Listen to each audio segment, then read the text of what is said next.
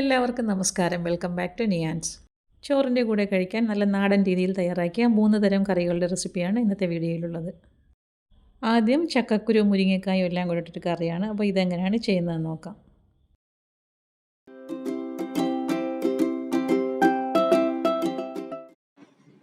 കറി തയ്യാറാക്കുന്നതിന് വേണ്ടി 2 മുരിങ്ങക്കായും 12 ചക്കക്കുരുവും വൃത്തിയാക്കി വെച്ചിട്ടുണ്ട്. മുരിങ്ങക്ക നന്നായിട്ട് മുകളിലെ തൊലിയൊക്കെ കളഞ്ഞ് കഴുകി വെച്ചിട്ടുണ്ട്. ചക്കക്കുരു അതേപോലെ തോലൊക്കെ കളഞ്ഞ് നല്ല വൃത്തിയാക്കി എടുത്ത് വെച്ചിട്ടുണ്ട്.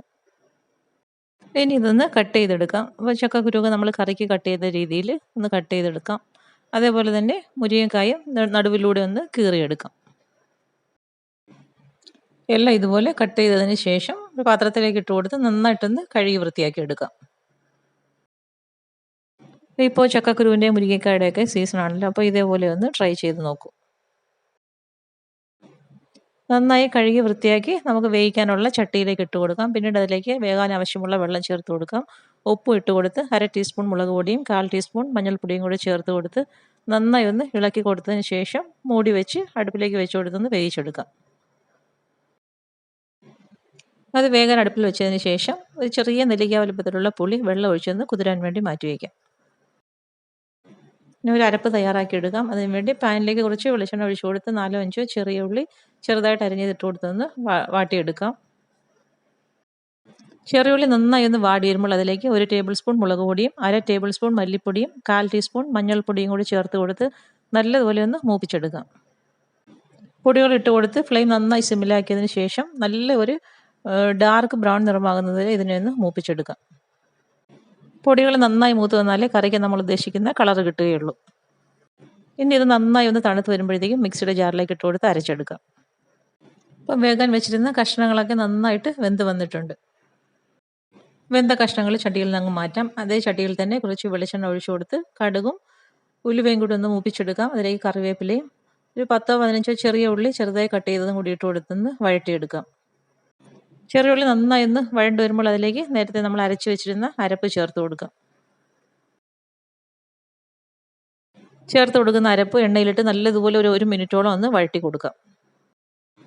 അരപ്പ് അതിലിട്ട് നല്ലപോലെ മിക്സ് ചെയ്ത് എണ്ണ ഒന്ന് തെളിഞ്ഞു വരുന്ന സമയത്ത് നേരത്തെ തയ്യാറാക്കി വെച്ചിരുന്ന പുളിവെള്ളം അതിലേക്ക് ഒഴിച്ചു കൊടുക്കാം. ഈ സമയം നമുക്ക് കറിക്ക് എത്രത്തോളം വെള്ളം ആവശ്യമുണ്ട് അത്രത്തോളം വെള്ളം ചേർത്ത് കൊടുക്കാം. ഒരുപാട് വെള്ളം ചേർത്ത് കൊടുക്കേണ്ട ആവശ്യമില്ല. ഇത് നന്നായിട്ട് കുഴമ്പായിട്ടിരിക്കേണ്ട ഒരു കറിയാണ്. ഈ സമയം കറിക്ക് ആവശ്യമുള്ള ഉപ്പും കൂടി അതിലേക്ക് ചേർത്ത് കൊടുക്കാം.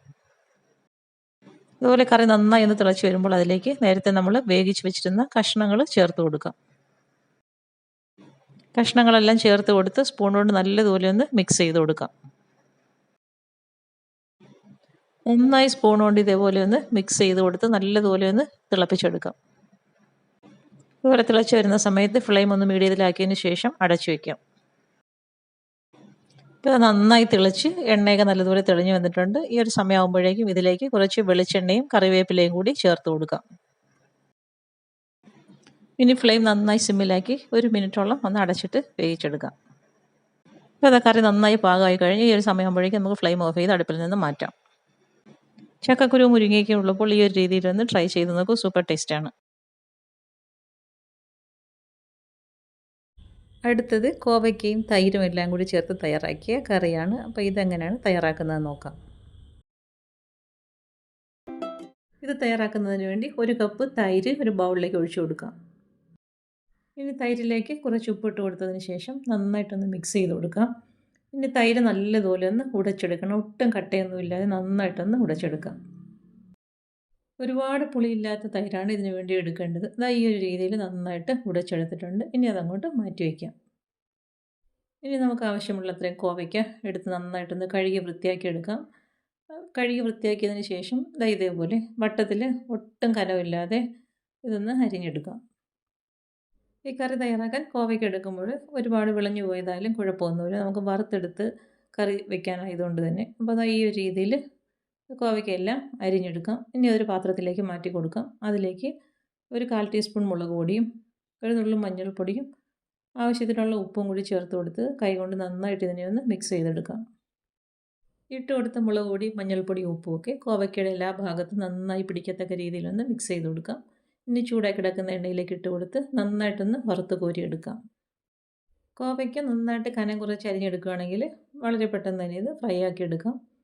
ഒരു 7 8 കോവയ്ക്ക മതിയാവും ഈ ഒരു അളവിൽ കറി വയ്ക്കുന്നതിന് വേണ്ടി.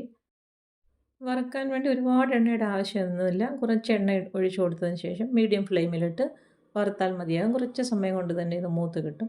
അപ്പോൾ അതാ നമ്മളിട്ട് കൊടുത്ത കോവയ്ക്ക നന്നായിട്ട് ഫ്രൈ ആയി വന്നിട്ടുണ്ട്. ഈ ഒരു സമയമാകുമ്പോഴേക്കും എണ്ണയിൽ നിന്നും കോരി മാറ്റാം.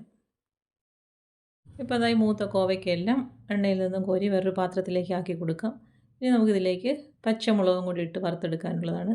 3 ഇടത്തരം സൈസ് പച്ചമുളകാണ് എടുത്തിരിക്കുന്നത്. ഇതേപോലെ ചെറുതായിട്ടൊന്ന് കീറി കൊടുത്തിട്ടുണ്ട്. അത് എണ്ണയിലേക്ക് ഇട്ട് കൊടുത്തൊന്ന് വറുത്ത് കോരിയെടുക്കാം. മുളകിട്ടാൽ ഫ്ലെയിം നന്നായിട്ട് സിമ്മിലാക്കിയതിന് ശേഷം വേണം ഇത് വറുത്തെടുക്കാൻ, അല്ലെങ്കിൽ ചിലപ്പോൾ മുളക് പൊട്ടിത്തെറിക്കും. അതാ ഈ ഒരു രീതിയിൽ കളർ മാറി വരുമ്പോൾ അതും എണ്ണയിൽ നിന്ന് കോരി മാറ്റാം. ഇനി ഒരു ചട്ടി അടുപ്പിലേക്ക് വെച്ച് കൊടുത്ത് വെളിച്ചെണ്ണ ഒഴിച്ച് കൊടുക്കാം. അതിലേക്ക് കുറച്ച് കടുകും ഉലുവയും കറിവേപ്പിലയും കൂടി ഇട്ടൊന്ന് പൊട്ടിച്ചെടുക്കാം. അത് നന്നായിട്ട് മൂത്ത് വരുമ്പോൾ അതിലേക്ക് 4 5 ചുവന്നുള്ളിയും ഒരു 4 വെളുത്തുള്ളിയും കൂടി ചതച്ച് എണ്ണയിലേക്ക് ഇട്ട് കൊടുക്കാം. ഇനി നന്നായിട്ട് അത് മൂത്ത് വരുന്നത് വരെ ഒന്ന് വഴറ്റി കൊടുക്കാം. ഉള്ളികൾ നന്നായിട്ട് മൂത്ത് വരുമ്പോൾ അതിലേക്ക് 1 ടീസ്പൂൺ കായപ്പൊടിയും കൂടി ചേർത്ത് കൊടുക്കാം. വീണ്ടും നന്നായിട്ട് അതിനെ ഒന്ന് മൂപ്പിച്ചെടുക്കാം. ഇനി ഇതിലേക്ക് ചേർത്ത് കൊടുക്കേണ്ടത് ഒരു 1/4 ടീസ്പൂണോളം മഞ്ഞൾപ്പൊടിയാണ്. അതും ഇട്ട് കൊടുത്ത് വീണ്ടും ഒന്നുകൂടെ ഒന്ന് ഇളക്കി കൊടുക്കാം. ഇപ്പോൾ നമ്മൾ എണ്ണയിലേക്ക് ഇട്ട് കൊടുത്ത സാധനങ്ങളെല്ലാം നന്നായിട്ട് മൂത്ത് വന്നിട്ടുണ്ട്. ഈ ഒരു സമയമാകുമ്പോഴേക്കും ഫ്ലെയിം ഓഫ് ചെയ്ത് കൊടുക്കാം. അതിനുശേഷം നമ്മൾ നേരത്തെ തയ്യാറാക്കി വെച്ചിരിക്കുന്ന തൈര് ഇതിലേക്ക് ഒഴിച്ചു കൊടുക്കാം. ഒഴിച്ചു കൊടുത്ത് നന്നായിട്ടൊന്ന് മിക്സ് ചെയ്ത് കൊടുക്കാം. നേരത്തെ തൈര് മിക്സ് ചെയ്ത സമയത്ത് കുറച്ച് ഉപ്പ് അതിലേക്ക് ചേർത്ത് കൊടുത്തിട്ടുണ്ടായിരുന്നു. അപ്പോൾ ഈ ഒരു സമയമാകുമ്പോഴേക്കും ഉപ്പ് നോക്കിയിട്ട് ആവശ്യമുണ്ടെന്നുണ്ടെങ്കിൽ ഉപ്പും കൂടെ ചേർത്ത് കൊടുക്കാം. ഉപ്പ് ചേർത്ത് കൊടുത്തിട്ട് വീണ്ടും നന്നായിട്ടൊന്ന് ഇളക്കി കൊടുക്കാം. ഈ സമയത്തെല്ലാം ഫ്ലെയിം ഓഫ് ചെയ്തെടുക്കുകയാണ്. അപ്പോൾ ചട്ടിയുടെ ചൂട് മാത്രമേ ഉള്ളൂ. ഇനി നമുക്ക് വറുത്ത് വെച്ചിരിക്കുന്ന കോവയ്ക്കയും പച്ചമുളകും കൂടി ഇതിലേക്ക് ചേർത്ത് കൊടുക്കാം. കോവയ്ക്കയും പച്ചമുളകും എല്ലാം അതിലേക്ക് ഇട്ട് കൊടുത്തതിന് ശേഷം മുകളിൽ കിടക്കുന്നതൊക്കെ ഒന്ന് താഴ്ത്തി വെച്ച് കൊടുക്കാം. അപ്പോൾ ഏകദേശം 1 മണിക്കൂറോളം ഈ കറി ഇങ്ങനെ തന്നെ ഇരിക്കട്ടെ. അതിന് ശേഷം നമുക്ക് വിളമ്പിയെടുക്കാം. 1 മണിക്കൂറൊക്കെ ആകുമ്പോഴേക്കും കറി നന്നായിട്ട് സെറ്റായി കിട്ടും. കോവയ്ക്കയിലും മുളകിലും ഒക്കെ തൈരൊക്കെ നന്നായിട്ട് പിടിച്ച് നല്ലൊരു ടേസ്റ്റാണ്. അപ്പോൾ ഈ ഒരു രീതിയിൽ കോവയ്ക്കയും തൈരും ഒക്കെ ഉള്ളപ്പോൾ ഒന്ന് ട്രൈ ചെയ്ത് നോക്കൂ. ചോറിൻ്റെ കൂടെ കഴിക്കാൻ വളരെ ഈസി ആയിട്ട് തയ്യാറാക്കാൻ പറ്റിയ ഒരു കറിയാണ്. കുട്ടികൾക്കൊക്കെ ഈ പുളിയുള്ള കറിയൊക്കെ ഭയങ്കര ഇഷ്ടമാണല്ലോ. അപ്പം സ്കൂളിലൊക്കെ ഒഴിച്ച് കറിയായിട്ട് കൊടുത്തുവിടാൻ പറ്റിയ ഒരു ഐറ്റമാണ്.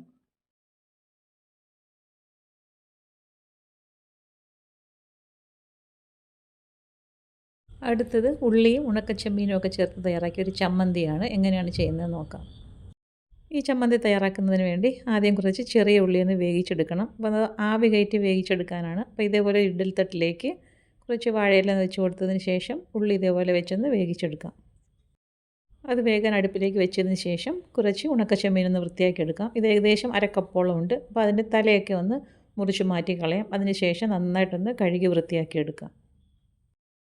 ചെറിയ ഉള്ളി ഏകദേശം ഒരു 30 എണ്ണം എടുത്തിട്ടുണ്ട്. അപ്പോൾ എന്താ ഉണക്കച്ചെമ്മീൻ ഒരു 1/2 കപ്പും ഉണ്ട്. അപ്പോൾ ഇതേപോലെ നന്നായിട്ട് തലയെല്ലാം കളഞ്ഞ് കഴുകി വൃത്തിയാക്കിയതിന് ശേഷം ഇനി ഇതിനെ ഒന്ന് വറുത്തെടുക്കണം. പാൻ അടുപ്പിൽ വെച്ച് കൊടുത്ത് ഉണക്കച്ചെമ്മീൻ കഴുകി വൃത്തിയാക്കിയതൊന്ന് വറുത്തെടുക്കാം. അപ്പോൾ ഈ ഉണക്കച്ചെമ്മീനിൽ ഈർപ്പമൊക്കെ ഒന്ന് മാറി വരുന്ന സമയത്ത് അതിലേക്ക് ഒരു 4 വറ്റൽമുളകും കൂടി ചേർത്ത് കൊടുക്കാം. അപ്പോൾ എരിവിന് ആവശ്യമായ വറ്റൽമുളക് ചേർത്ത് കൊടുക്കാം. ഇതൊരു മീഡിയം സൈസ് എരിവിനുള്ളതേ ഉള്ളൂ. അപ്പം 4 വറ്റൽമുളകും കൂടി ചേർത്ത് കൊടുത്ത് ഇനി നന്നായിട്ടൊന്ന് മൂപ്പിച്ചെടുക്കാം. ഇനി ഇതിലേക്ക് ചേർത്ത് കൊടുക്കുന്നത് ഒരു 10 കാഷ്യൂനട്ടാണ്. അപ്പോൾ അതും കൂടി ഇതിലേക്ക് ഇട്ട് കൊടുത്ത് വീണ്ടും നല്ലതുപോലെ ഒന്ന് വറുത്തെടുക്കാം. അതൊന്ന് മൂത്ത് വരുന്ന സമയത്ത് കുറച്ച് കറിവേപ്പിലയും കൂടി ഇട്ട് കൊടുക്കാം. ഇനി അത് ചേർത്ത് കൊടുത്ത കറിവേപ്പിലയും നന്നായിട്ടൊന്ന് മൂത്ത് വരുന്ന സമയത്ത് ഫ്ലെയിം ഓഫ് ചെയ്ത് അടുപ്പിൽ നിന്ന് മാറ്റാം. ഇപ്പോൾ അതെല്ലാം നന്നായിട്ട് മൂത്ത് വന്നിട്ടുണ്ട്. ഇനി ഫ്ലെയിം ഓഫ് ചെയ്ത് അടുപ്പിൽ നിന്ന് മാറ്റി തണുക്കാൻ വേണ്ടി വയ്ക്കാം. ഇതപ്പം ചെറിയ ഉള്ളി വേവിച്ചത് നന്നായിട്ട് വെന്ത് തണുത്ത് കിട്ടിയിട്ടുണ്ട്. അത് മിക്സിയുടെ ജാറിലേക്ക് ഇട്ട് കൊടുത്ത് ചെറുതായിട്ടൊന്ന് ക്രഷ് ചെയ്തെടുക്കാം. ഉള്ളി ചതച്ചത് ജാറിൽ നിന്ന് മാറ്റിയതിന് ശേഷം അതേ ജാറിൽ തന്നെ വറുത്ത് വെച്ചിരിക്കുന്നത് ഇട്ട് കൊടുത്തൊന്ന് പൊടിച്ചെടുക്കാം. ആ സമയത്ത് ആവശ്യത്തിനുള്ള ഉപ്പും കൂടി ചേർത്ത് കൊടുക്കാം. ഈ ഒരു രീതിയിൽ പൊടിച്ചെടുക്കാം. ഇനി ഒരു പാൻ അടുപ്പിൽ വെച്ച് കൊടുത്ത് അതിലേക്ക് കുറച്ച് വെളിച്ചെണ്ണ ഒഴിച്ചു കൊടുക്കാം. വെളിച്ചെണ്ണ ചൂടായി വരുന്ന സമയത്ത് ക്രഷ് ചെയ്ത് വെച്ചിരിക്കുന്ന ചെറിയ ഉള്ളി അതിലേക്ക് ഇട്ട് കൊടുത്തൊന്ന് വഴറ്റിയെടുക്കാം. ഉള്ളി നന്നായിട്ടൊന്ന് വഴണ്ട് വരുന്ന സമയത്ത് അതിലേക്ക് 1 ടീസ്പൂൺ കാശ്മീരി മുളക് പൊടിയും കൂടി ചേർത്ത് കൊടുക്കാം. ഇനി ചേർത്ത് കൊടുത്ത മുളക് പൊടിയുടെ പച്ചമണം മാറുന്നത് വരെ നന്നായിട്ടൊന്ന് വഴറ്റി കൊടുക്കാം. ഫ്ലെയിം നന്നായി സിമ്മിലാക്കി കൊടുത്തതിന് ശേഷം വേണം മുളക് പൊടി മൂപ്പിച്ചെടുക്കാൻ. ഇനി ഇതിലേക്ക് ഈ സമയത്ത് പൊടിച്ച് വെച്ചിരിക്കുന്നതും കൂടി ചേർത്ത് കൊടുക്കാം. ഇനി എല്ലാം കൂടി നന്നായിട്ടൊന്ന് ഇളക്കി യോജിപ്പിച്ചെടുക്കാം. ഈ സമയത്തെല്ലാം ഫ്ലെയിം നന്നായി സിമ്മിലാക്കി കൊടുത്തിട്ട് വേണം ചെയ്യാൻ. ഈ ഒരു രീതിയിൽ നന്നായിട്ടൊന്ന് ഡ്രൈ ആയി വരുന്ന സമയത്ത് നമുക്ക് അടുപ്പിൽ നിന്നും മാറ്റി കൊടുക്കാം. ഇപ്പോൾ ഇതാ നമ്മുടെ ചമ്മന്തി സെറ്റായി കിട്ടിയിട്ടുണ്ട്. ഇനി ഇതാ വേറൊരു പാത്രത്തിലേക്ക് മാറ്റി കൊടുക്കാം. അപ്പോൾ ചോറിന് നല്ല സൂപ്പർ ടേസ്റ്റാണ്. ഈ ഒരു രീതിയിൽ ചമ്മന്തി ഒന്ന് തയ്യാറാക്കി നോക്കൂ. ഈ ചമ്മന്തി കാണുമ്പോൾ തന്നെ അറിയാമല്ലോ എത്രത്തോളം ടേസ്റ്റ് ആയിരിക്കുമെന്നുള്ളത്. അപ്പം ഇന്നത്തെ വീഡിയോ ഇത്രയേ ഉള്ളൂ. ഇഷ്ടമായി ലൈക്ക് ചെയ്ത് സബ്സ്ക്രൈബ് ചെയ്ത് സപ്പോർട്ട് ചെയ്തേക്കൂ. വീണ്ടും അടുത്ത വീഡിയോയിൽ കാണുന്നത് വരെ bye from Niyan's. Thanks for watching.